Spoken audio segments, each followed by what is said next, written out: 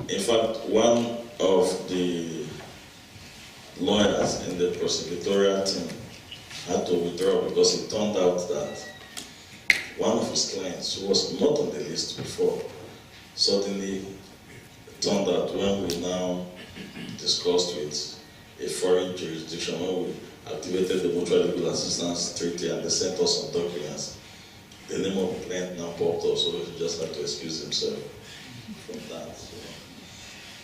But as much as allegations are made by the Nigerian government not confronting corruption, we also found out in the course of prosecuting the Halliburton bribery cases that even foreign jurisdictions like England, the United States and Italy and Germany were not as forthcoming and squeaky clean as they made it look. Every jurisdiction was interested in maximizing all those scandals to make money for their various countries. The Americans are very typical of that.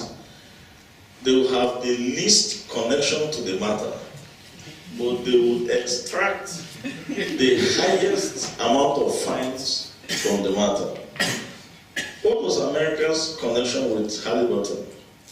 The contracts were awarded by the Nigerian government for phase 1 to 4 of the Bonny LNG. The only connection, or there are two connections.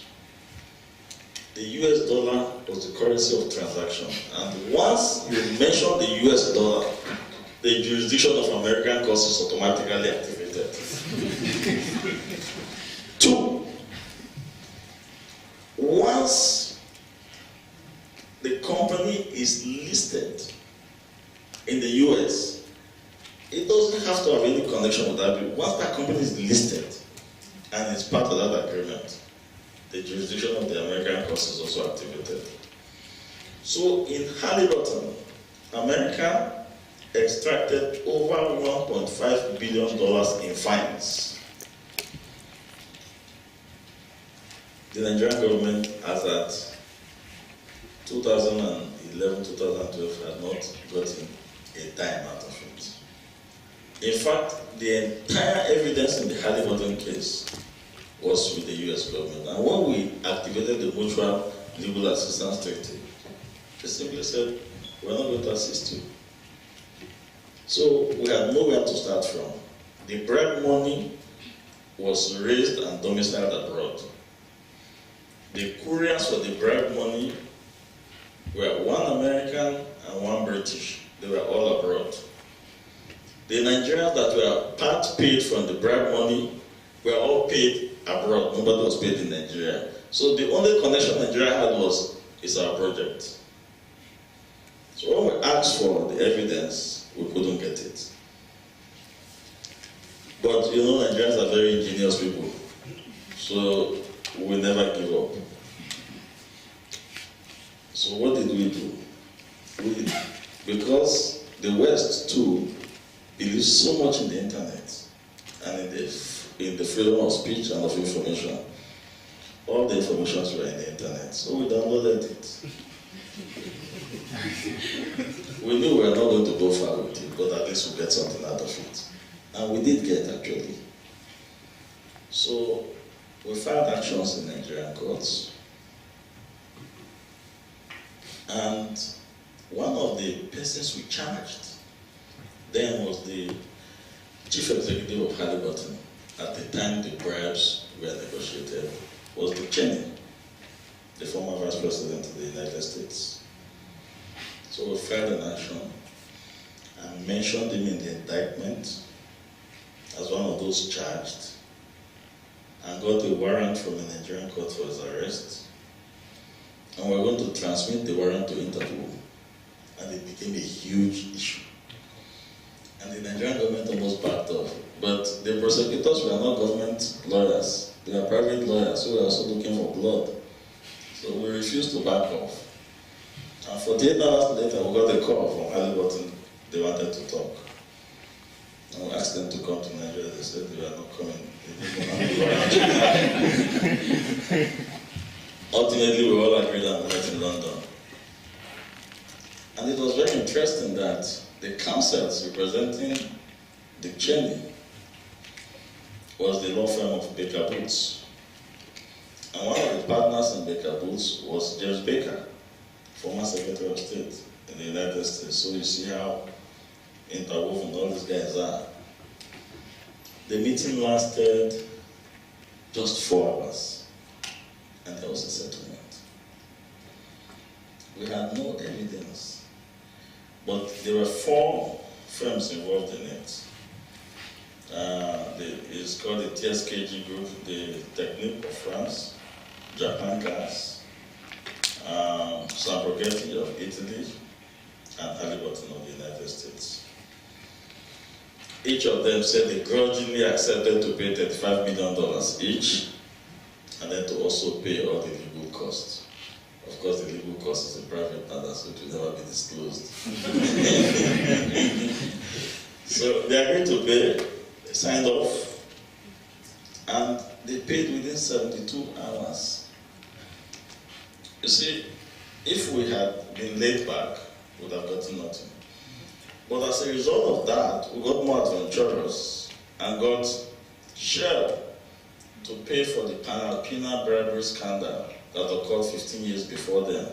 The bribery of customs officials were able to locate bribes of $1 million that Shell paid to customs officials and forced them to pay 10 times that amount, so they paid $10 million.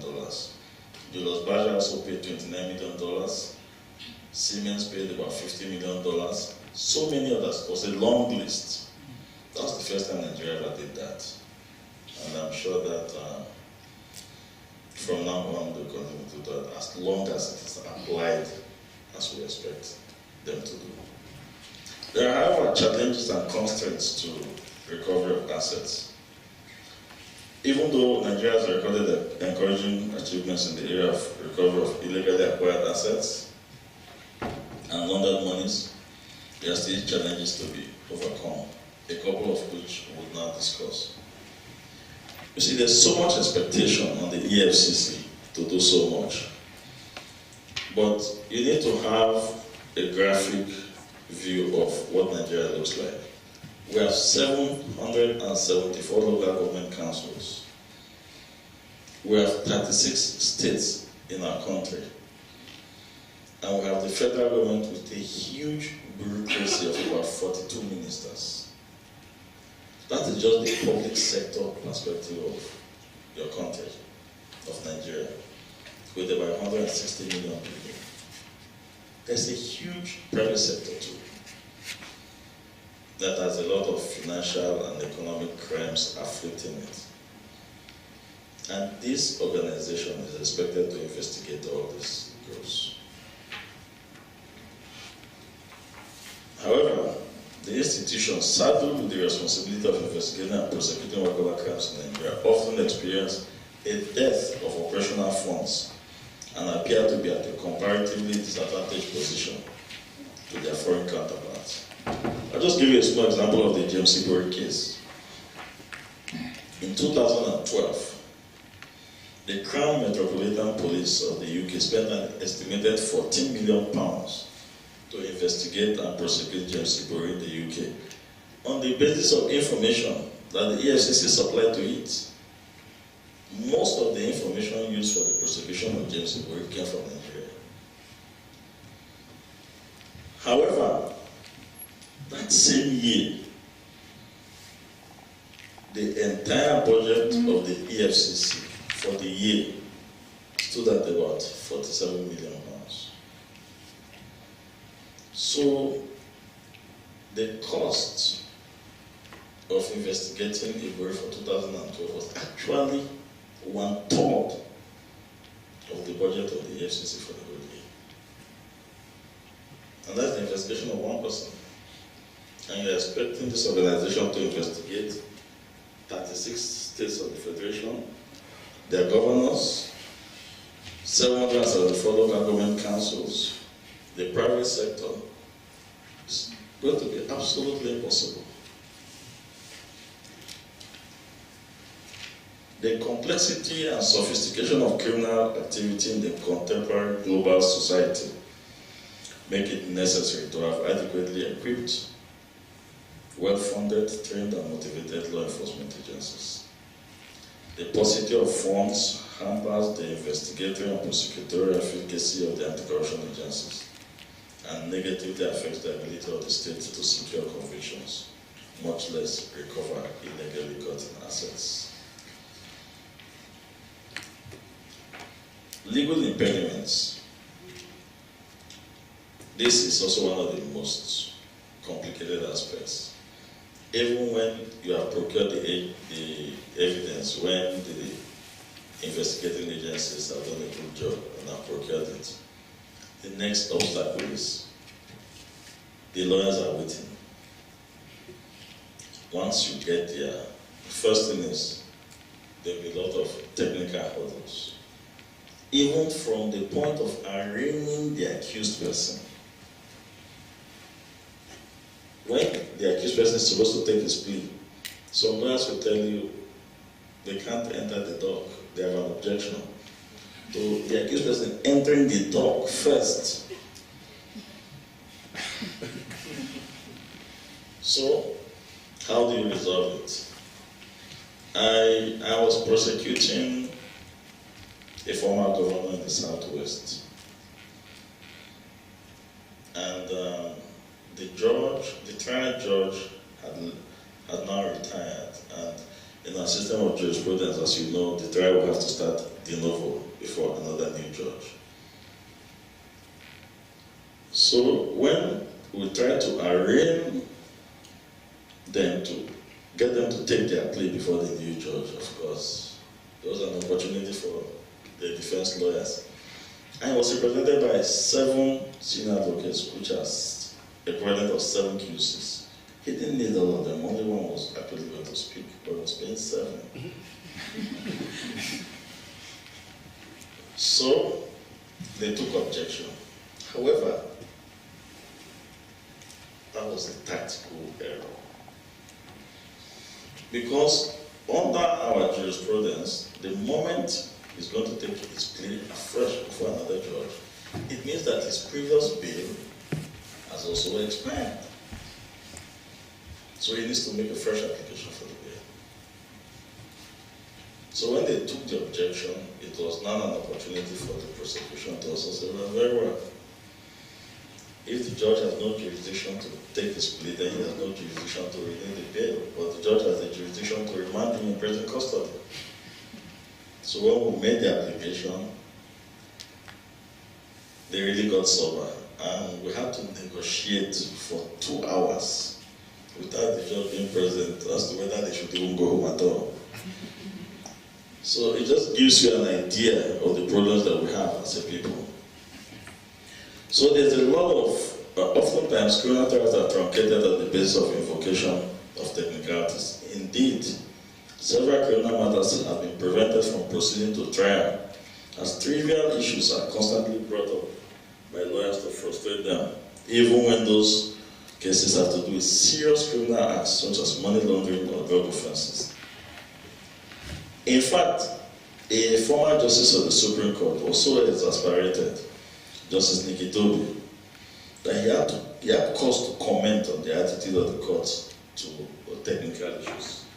In a Nigerian decision, Egesimba against Onuzurike, he said, quote, "Assuming that I'm wrong, and I think I should take an alternative position, and it is the position that this court should do substantial justice in this appeal. Should this court, the highest court of the land, sound so helpless or hopeless in a matter such as this? Can this court not invoke its equitable jurisdiction to do substantial justice in this matter? Should this court hide under legal technicalities and leave the appellant in a state of limbo and complete helplessness? If this court is miserly in doing justice and therefore closes our doors to doing substantial justice in relevant cases, the lower courts will follow and the administration of justice will run into serious trouble. We should open our doors of doing substantial justice so that the lower courts can enter and do similar justice." That is how exasperated even a justice of the Supreme Court has been for him to make this strong comment in a particular case. Institutional impediments. The word institutional is used here to refer to the existing state of our criminal laws. Nigeria inherited this criminal justice system from England, and the system appears to favor the accused person. For instance, in section 36(5) of the Nigerian Constitution, it provides every person who is charged with a criminal offense shall be presumed to be innocent until he is proved guilty. It has been an issue of debate whether in view of our peculiar social circumstances, this protection afforded accused persons should be expunged from or retained in our laws. This debate also extends to the agitations for the removal of section 308 of the Constitution, which confers immunity from criminal prosecution on certain members of the executives, particularly the president and his vice, the governors and their deputies. It is noteworthy that this provision of our laws is making it possible for state governors to plunder the patrimony of their states with impunity during the subsistence of their tenures. And that is why whenever they leave in office, the next thing is they all want to go to the Senate, so they can ask for additional protection after they've left office as governors, since the immunity expires after they leave office as governors. But even though there's no immunity as a senator, but there's an access it grants you and the leverage it gives to you that you can use it to actually avoid prosecution when you're there. All you just have to do is be nice to the president, always vote for all his bills, support his position, no matter how ridiculous they are, and you'll be a nice guy, and it shall be well with you.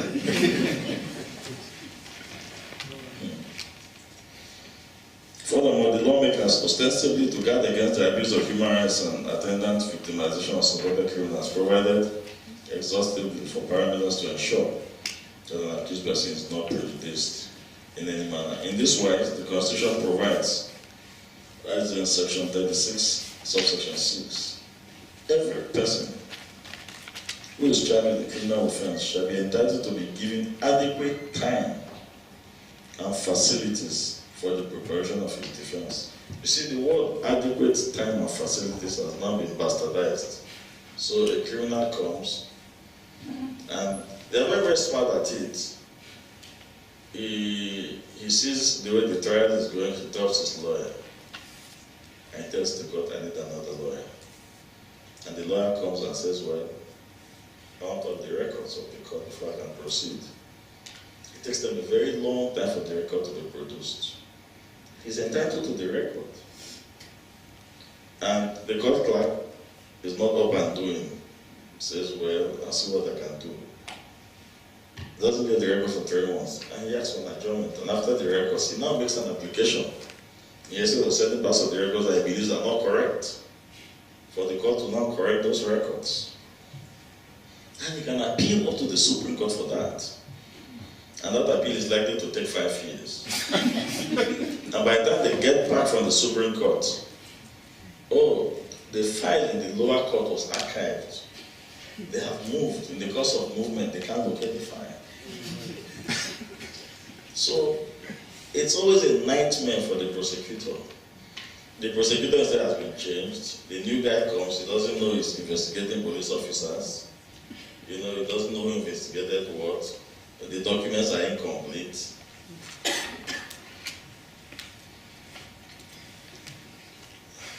Okay, let's talk about corruption and implications for national security, the challenge of terrorism. This aspect is an addition in view of what we're seeing in Nigeria now and the impact that it has also had. Nigeria is presently contending with a deadly spate of terrorism-related violence that has left at least 12,000 persons dead and more than 1 million displaced since 2009. Some people have suggested that economic marginalization, deprivation, frustration, and desperation experienced by a greater population of Nigerians, obvious byproducts of official corruption, are some of the underlying causes of terrorism in contemporary Nigeria. By extension, it will appear that the factors of corruption and state neglect combine to exacerbate the potential for radicalization and terrorism. In the words of a judge of the Indian judiciary, Justice Santosh Edge, quote, terrorism is a disease caused by greed, or called greed. Even more important for the theme of this paper is the connection between corruption and terrorist financing in today's world. Money laundering refers to a wide variety of ways in which illicit funds are transferred, typically by means of transfers involving foreign banks or legitimate businesses, within or across borders, for the purpose of obscuring their true origin or concealing their destinations. The implication of this is that if money laundering is not actively checkmated by law in the context dealing with an upsurge in terrorist activity like Nigeria, the potential for the movement of illicit funds to terrorist groups would increase. One does not need to look too far to imagine the undesired consequences of such a situation. For instance, the Boko Haram terrorist group is said to employ the use of human couriers to move cash, relying on local funding sources and engaging in only limited financial relationships with other extremist groups to raise these funds. This group is also suspected of using criminal tactics like kidnappings as a source of revenue. Actually, at the point, they were robbing banks. They attack banks with dynamites and move lots of money. And don't forget, they were running 17 local government councils in the Northeast, and were taxing the people, and they did all sorts of things, but they generated a lot of revenue as a result, and they were actually running the equivalent of a parallel government in all those areas. So the law regulating cross-border money laundering must therefore be strengthened to curtail the ability of such groups to access funds. The anti-corruption agencies must also develop the capacity to identify these dynamic tactics with a view to curbing terrorist activities. Finally, on this point, one cannot overemphasize the importance of mutual cooperation among states, especially as these activities frequently involve multiple jurisdictions. If the Nigerian and the Cameroonian government had activated their mutual legal assistance treaties properly, a lot of the challenges they had in respect of Boko Haram would not have arisen. However, because of some age-long animosities between these two countries, it was difficult for them to activate these treaties. Nigeria and Cameroon had a border problem that resulted in their going to the ICJ. Ultimately, Nigeria ceded Bakassi, but the bad blood was already there. So when the Boko Haram crisis started, they were using Cameroon as a launching pad. The Cameroonians never believed it was true until it started affecting them. So if there had been initial cooperation between the two countries, it would have been nipped in the bud. But now Cameroon had to deploy more than 2 battalions in a matter that I'm sure previously a simple police action would have actually dealt with for them if they had liaised with the Nigerian government properly. So, by way of conclusion, I'm just going to talk about how students can carefully engage themselves in this area of the law. With the increasing complexity of cross-border crimes, financial, economic fraud, and related criminal activity, states are constantly devising new methods of law enforcement to curb these menaces. Potentially, one of the particular interests is money laundering. I really don't know what you want the procedure to be, whether we should take as many questions as possible, then I can just give an answer, but I can respond individually to questions too, as they were.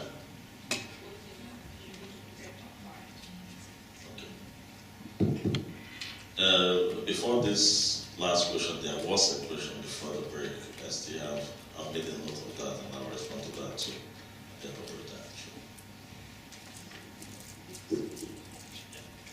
So he needs 2 more questions, just for the round of 5. So.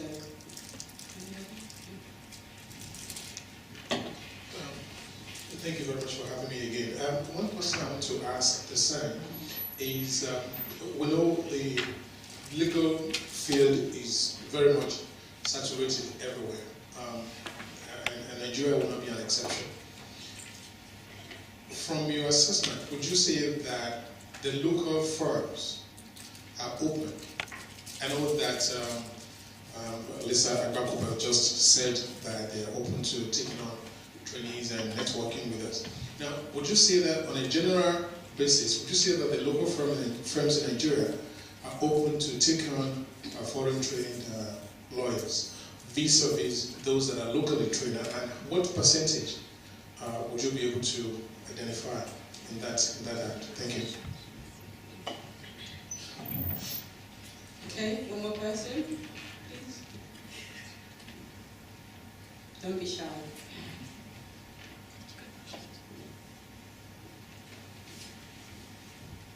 Right, you mentioned during your presentation the importance of bargain plea in negotiating with people who are involved in these corrupt practices.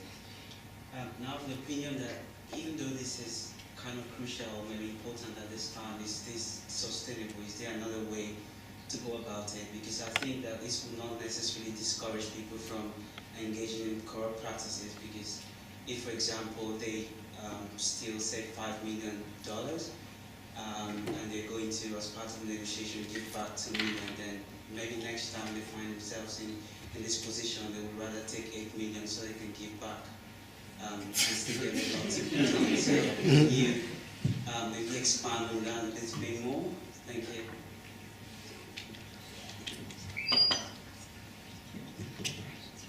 Are we good to go? Let me start with, there was a question before the break about procedural justice and the fact that based on the experiences in England, should also try and take advantage of it. When I was actually discussing part of the hiccups in the judicial process in Nigeria, my major reference was actually to the fact that Nigerian lawyers were taking advantage of procedural loopholes. Not actually the substantive laws are actually settled. They've always been there, you know. It's the procedural laws. How to even arraign an accused person is all part of the procedure. And when he takes his plea, whether he took it in the proper circumstance, you know, is also part of the system.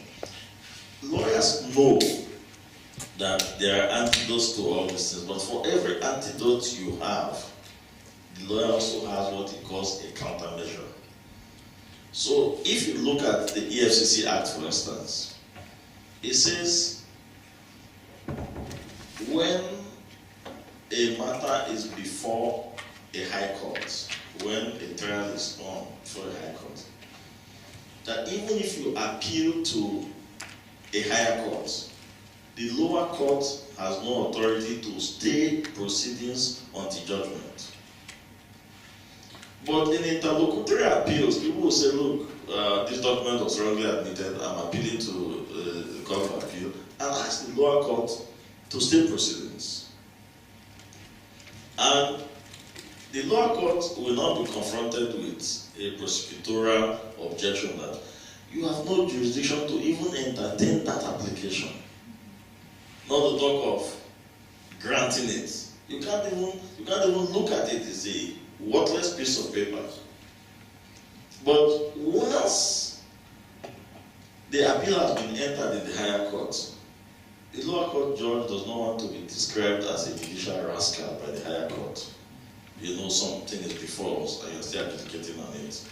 So these are all procedural issues that they are landmines any day. One law says this, but the rule of practice leans towards this, which is an antithesis of what the law says. So you are found between the devil and the deep blue sea. It depends on the disposition of the lower court judge. There's a judge in Lagos called, incidentally, she's a lady. Justice Okuno, she is a fantastic judge. She follows the law by the books. She doesn't care. Even if you want, you can bring 30 cases. She will interpret the law as it is. And that is because she prepared herself to be a judge. When she applied to be a judge, she never told her father. He was one of the earliest senior advocates in Nigeria. And when the father heard and drew her attention to it, I heard that you applied to be a judge, she warned him sternly. If you try to interfere with the process, I will withdraw. So she's that kind of person. So when you appear before her, you just have to be ready. You know, so if we have those kind of judges, the law will be properly interpreted.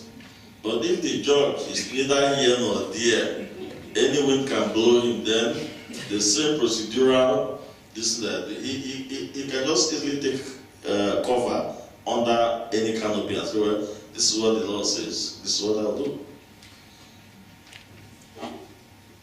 Now, somebody talked about the U.S. involvement, asked a question about the U.S. involvement. You see, the U.S.,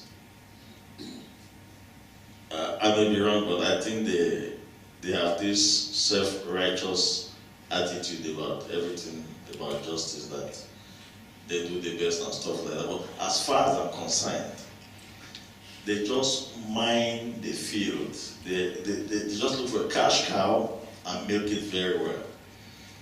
Let me just give you a small example. I believe most of these issues that arose from developing countries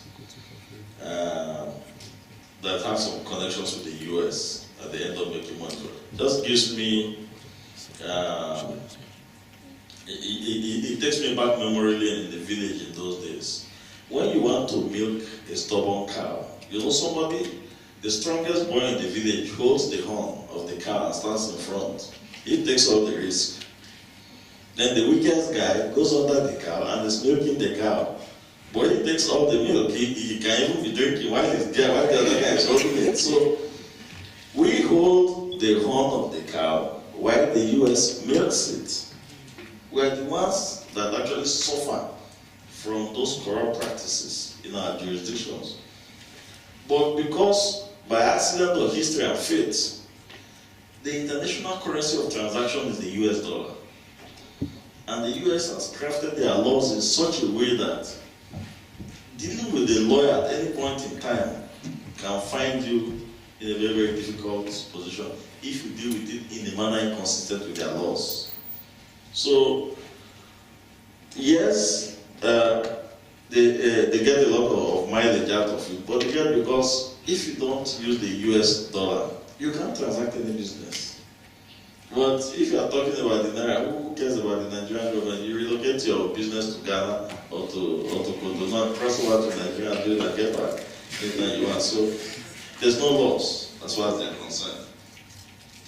I don't think the EFCC plays publicity stunts. I don't. I've worked with them for a very long time. I've worked not as an in-house counsel. I've worked as a counsel they retain only when they have very serious matters.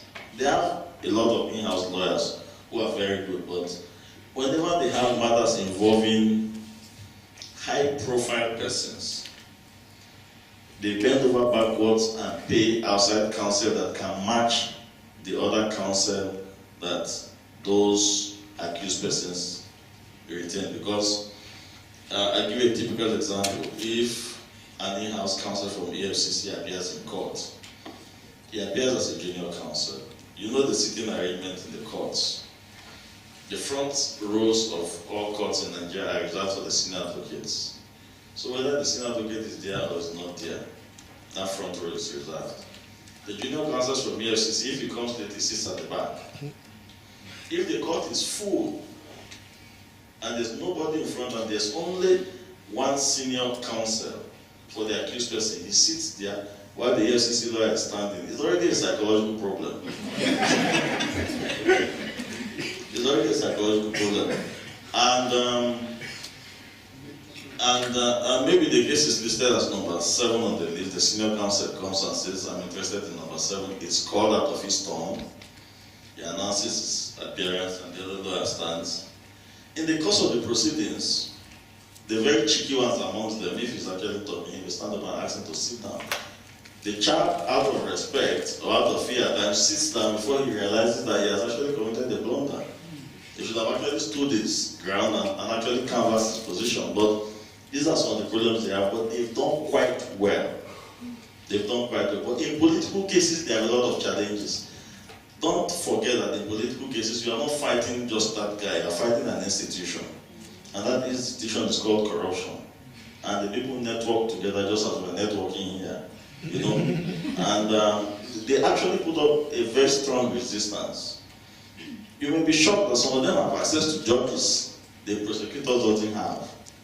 They have access to witnesses, because by the time you list your witnesses in your proof of evidence, his lawyer takes it and shows it to him. He knows somebody who knows some of those witnesses.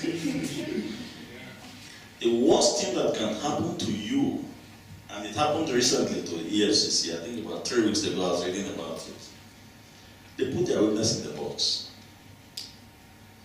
When he testified for them, he testified as a good witness.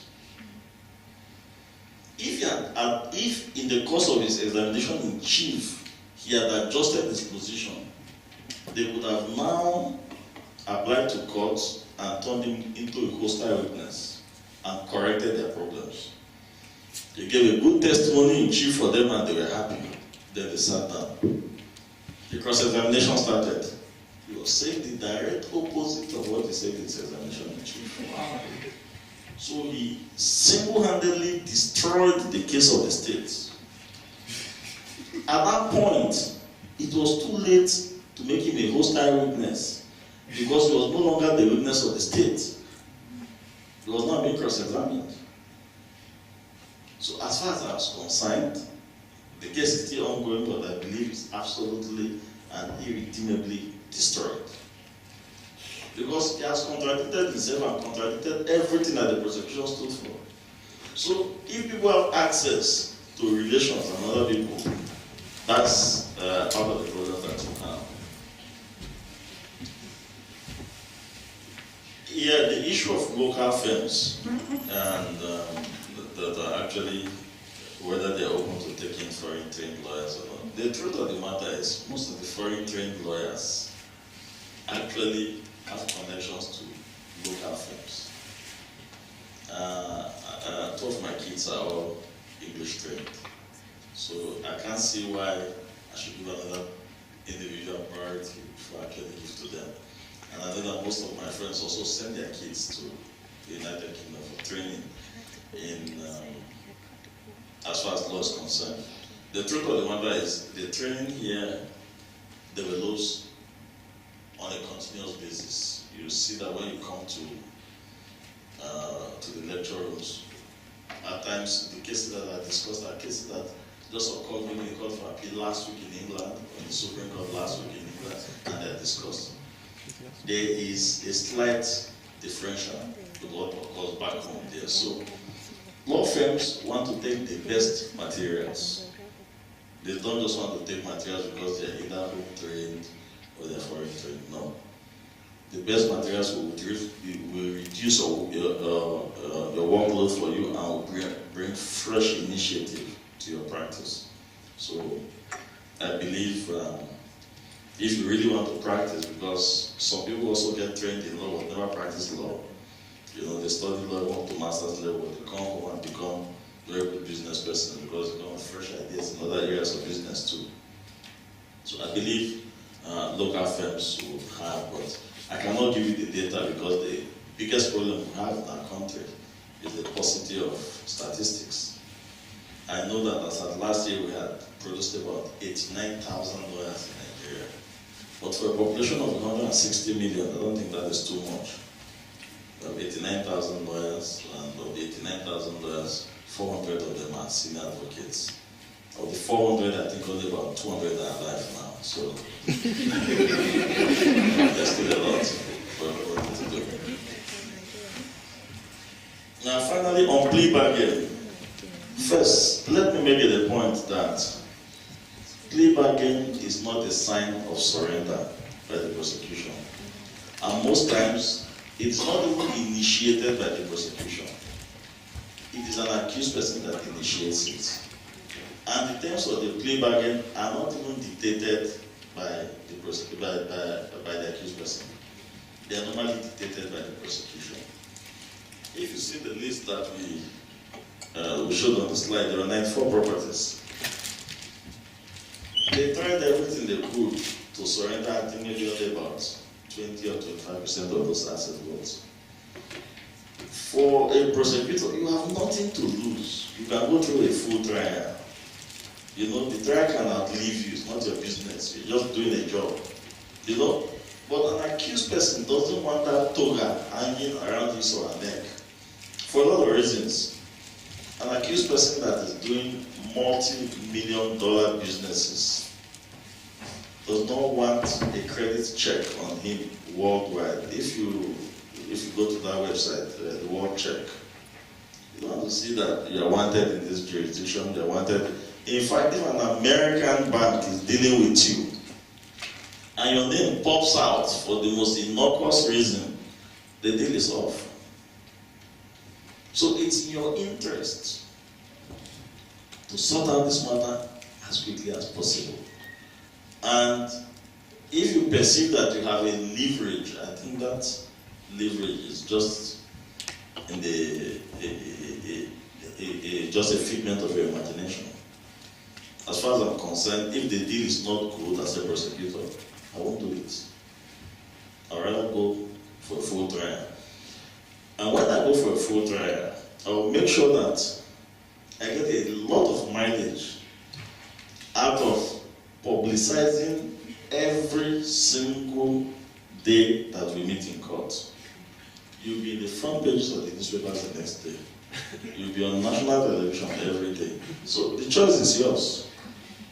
If you want to be reasonable, you have a deal. If you want to insist, I'll get paid anyway. Whether I win or I lose, I get paid anyway. So I'm not under any sort of pressure or illusion at all. So plea bargain can be helpful at times. It's not all the time. It's not a popular thing in Nigeria, and prosecutors who do it are the ones that are really bold. Because the newspapers are going to have it for breakfast the next morning. They will insult you and say all sorts of things, but the practice of law is also not a popularity contest. You're not there to be popular. You're just there to do your job. Get paid. That's all. Thank you.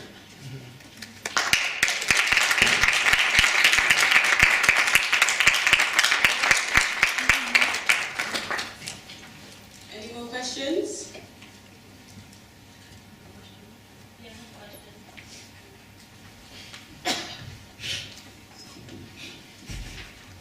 Sorry, I haven't called then because my voice is going to sound a bit cracky, but bear with me.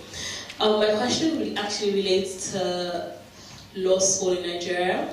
You said something about how you send your children or your kids here to study law because of the way it's taught and everything. But when you go back to Nigeria and you go to law school, because my older sister just finished law school and she studied here as well. She was telling me how she found it very difficult to kind of like get back to the way law is taught in Nigeria and like assimilate and actually like read, and the conditions were not good. So my question is, how is Nigeria going to sort that out? Because I want to go to law school and be able to get a 2-1 in first class and not get a 2-2 or a pass. Yeah, that's all.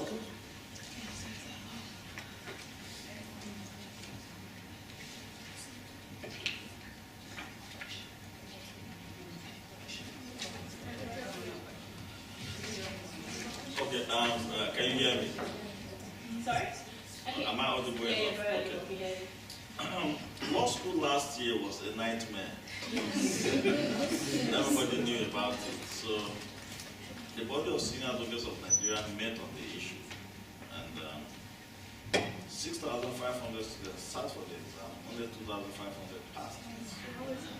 So there was a problem. But having said that too, there was, there's what I call, when a virus gets into a product, it has a way of contaminating it.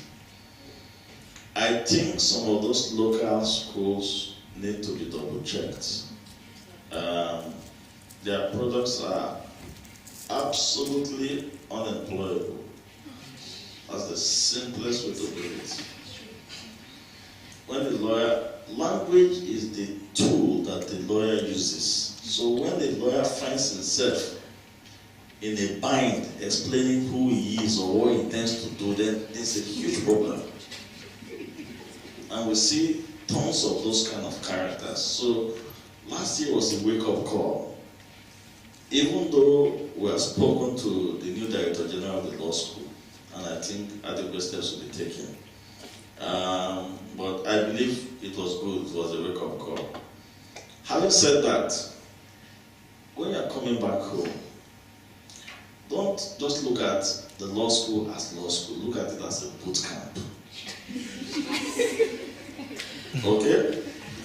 You just need to be gingered up. There's too much comfort here. You know? Look at students, look at what you guys are serving. So when you come back home, we just need to wake you up a little bit. You know? Nothing that will be destructive of your person or of the learning that you acquire, but it's just I think it's 9 months for those of you from England, 3 months for the initial listing. And the guys back home are always happy to see you guys under that kind of stress because you guys have had a nice time here. So come back home and just have a little bite at the hardship that they've been undergoing all these years. But we're still talking to the guys in the law school. I think they can improve the facilities. They have enough resources to do that, but typically, I think the Nigerian disposition to some of these institutions. But I know the new guy is going to do this. He's going to bring some fresh ideas. Just 1 year there now, so let's give him some little time. Thanks. They're sort of relevant now. Yeah? So what do you need to do? Could you talk a bit, I'm sorry I was late, we're coming from another event. Could you talk a little bit about how much has changed in Nigeria regarding since Halliburton and Siemens? For someone who's looking at investment opportunities in Nigeria. Yes, since Halliburton and Siemens, I think the watchword is to say for certain kinds of investments, it's in your interest to avoid doing underhand deals because someday it's going to catch up with you. Part of the agreements we had with Halliburton and Siemens was in the non-prosecution and the deferred prosecution agreements we had with them. There was a special monitoring and compliance clause. There was a special monitoring and compliance clause that subjected them to a monitoring regime for 2 years. And some of those organizations only exited that program last year. I did the last compliance meeting with Technique of France in London at the offices of Slaughter and May, I think sometime in October last year, before they were able to exit it. I know that previously, if you have a good knowledge of Nigeria, you know that Julius Baja used to build houses for politicians, and they don't do it any longer because they also escaped by the skin of their teeth themselves. So they don't do any of those stuff, any longer. So if you have a client who is actually coming to Nigeria, they should do a checklist and they should learn from the experiences of the other people. At times they will tell you it's not possible to do business without all those. It is better not to do the business at all than to do the business and get into trouble maybe 10, 15 years later. Those who did it actually found out that rather than make money out of the business, they lost a lot of money and lost their integrity in addition to the money that they lost.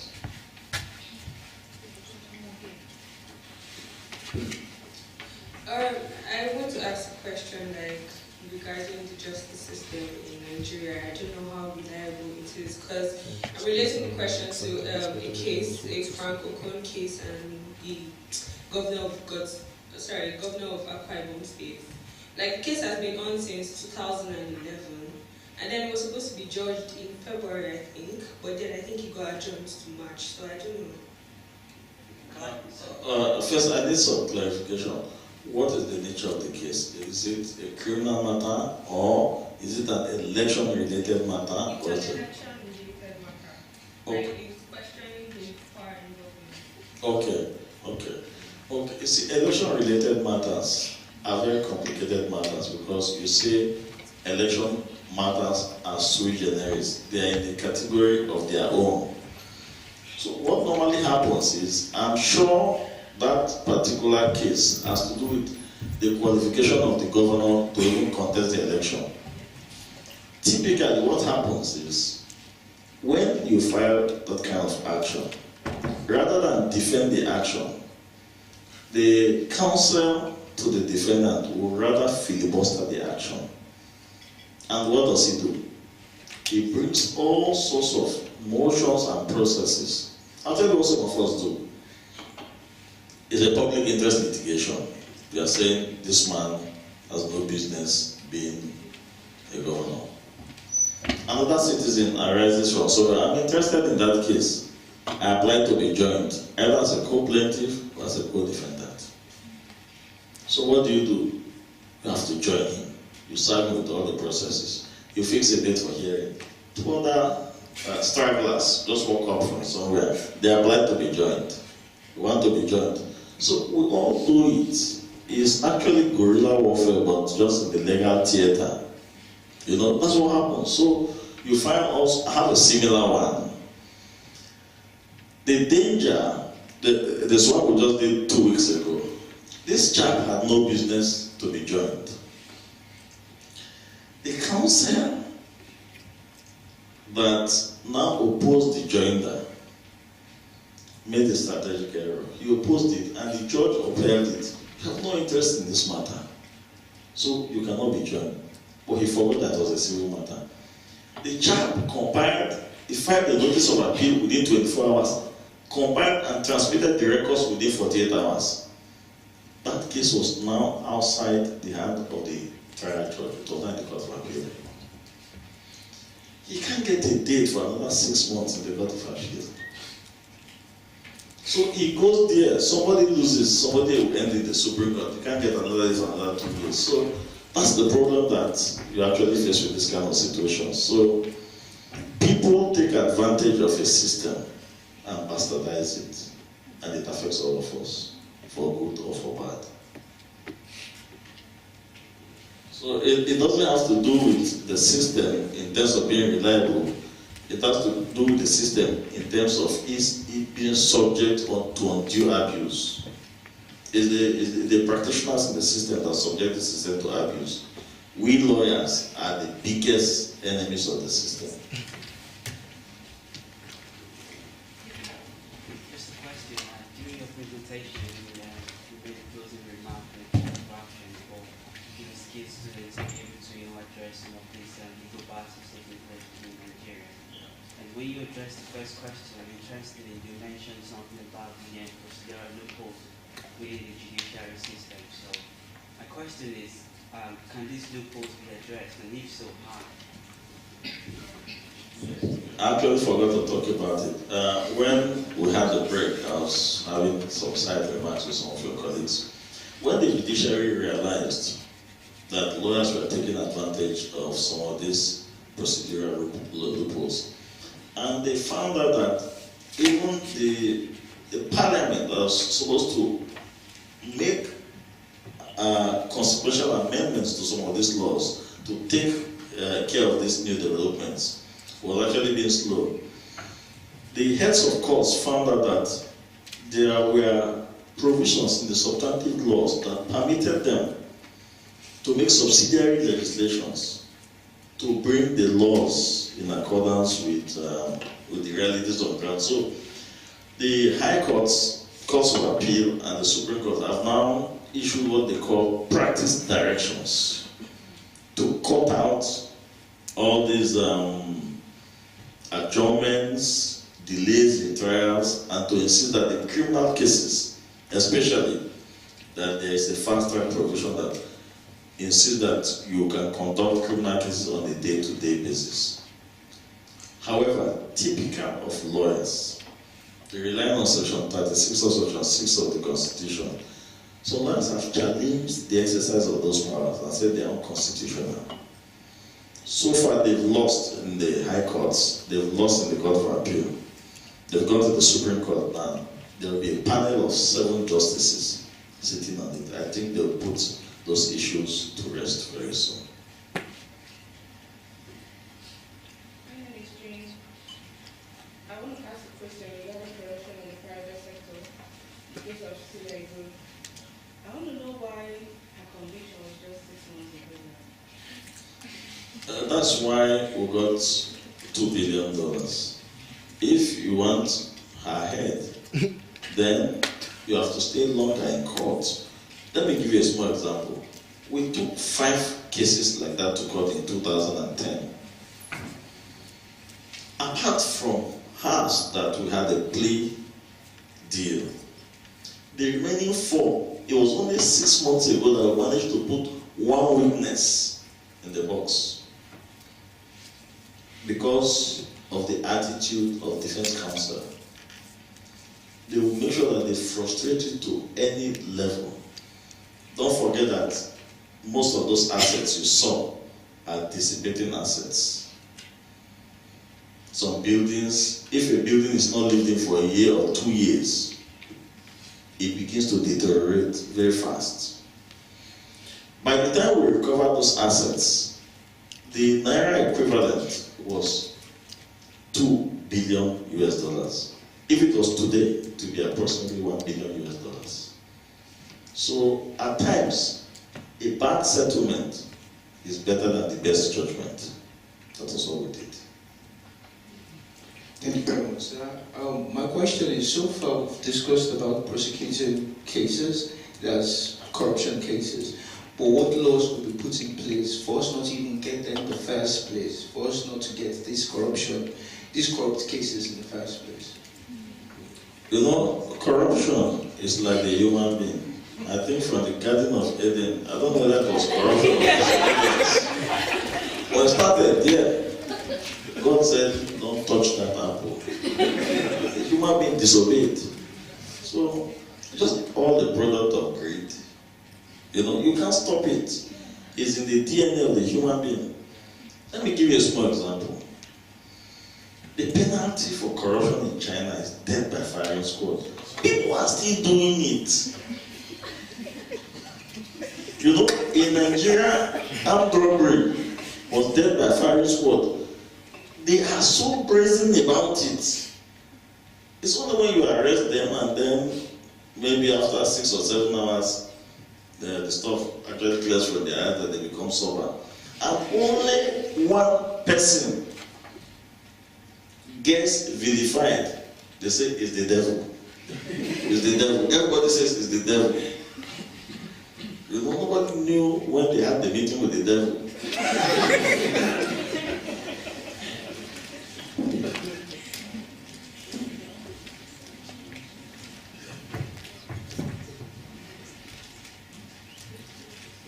Thank you all for your questions. So we're gonna close the event. I'm going to invite Elizabeth to come and do the closing for us.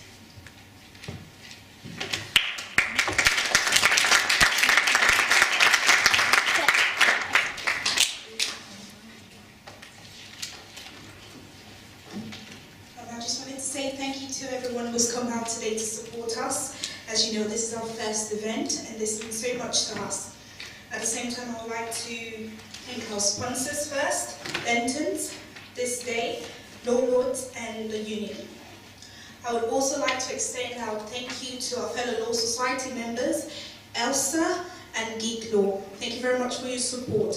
I would also like to thank our host. Please leave our clap.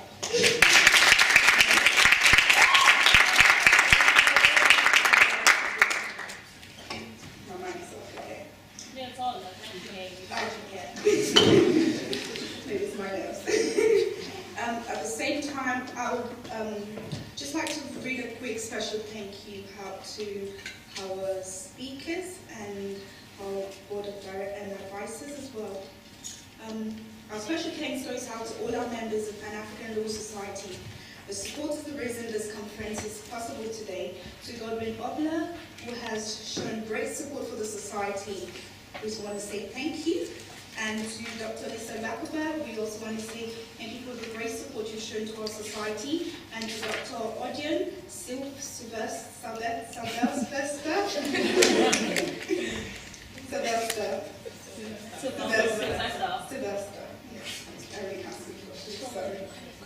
we also want to say thank you very much for being on our board of advisors. And I would also like to thank my cabinet, our president, who you can't really see because he's behind the camera, the Meiji. I would also like to thank our head of marketing, Helen Brittain, who's hiding behind the wall somewhere. I'd like to thank Oge, I'm saying the right darling. Thank you. Our social secretary, I'd like to say thank you to Rose, our treasurer, and Tara, our event coordinator. And thank you all for coming out to support us once again. Thank you.